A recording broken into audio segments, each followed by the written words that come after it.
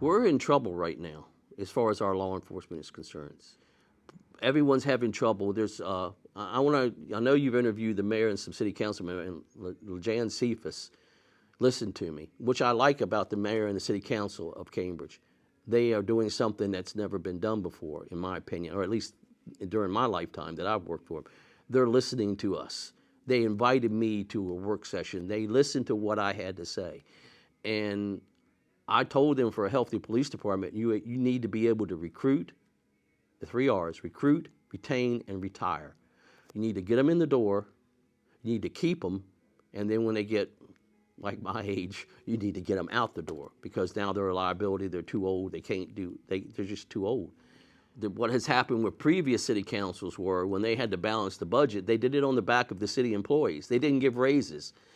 And it wasn't that the city employees did anything wrong. The mayor and city council had to balance the budget, and the best way was not to give raises or to cut positions. At one time, the Cambridge police force was 52 officers. We got up to 52. Over the last 10 years, it's been cut back to 46.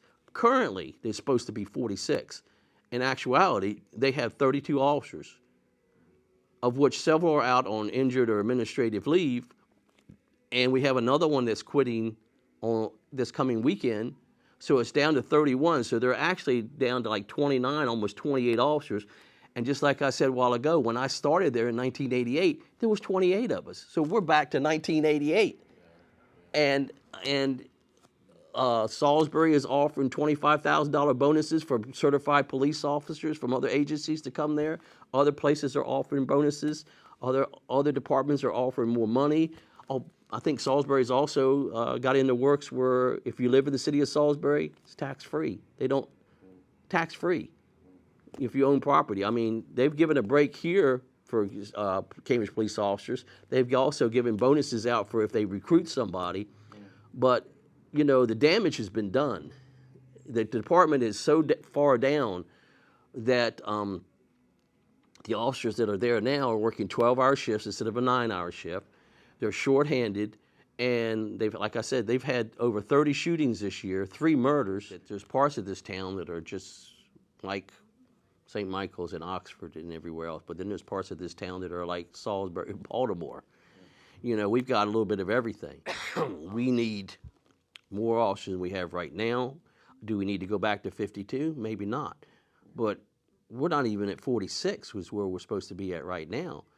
We're more like, as of this weekend coming, the 14th of November, we're going to be down to 31. That includes the chief on down. And it is not adequate for this city. You have someone like Salisbury who now is offering a $25,000 bonus for an officer. They also have, if you live in town and you've been here a certain number of years, your house, you don't pay property tax. There's bonuses. I believe the city council is going to give a bonus this year to all the officers. The biggest thing the city council did was they realized that, like what I mentioned earlier, where the previous city councils had been balancing the budget by not giving pay raises. There was a point where when I retired, I was nine pay raises behind out of 30. You're supposed to get 30 during your career. This is what they say. This is what you can make. Of course, if I'd listened better, I would have realized they didn't say this is what I will make. And so when they needed to balance the budget, they just didn't give anybody raises. Now this city council is a little bit more, I want to say, employee savvy. They understand the bigger picture. And, you know, if your police officer, they gave significant raises, back raises, up to $8,000.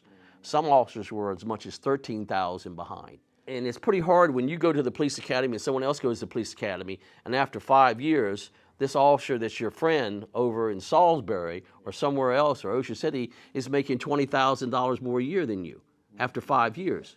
And he's getting his raises, and you're working harder than he is, and you're not. This city council is trying to remedy the problem. They're trying to fix it. They gave good raises this year, and they've indicated they're going to give the raises next year.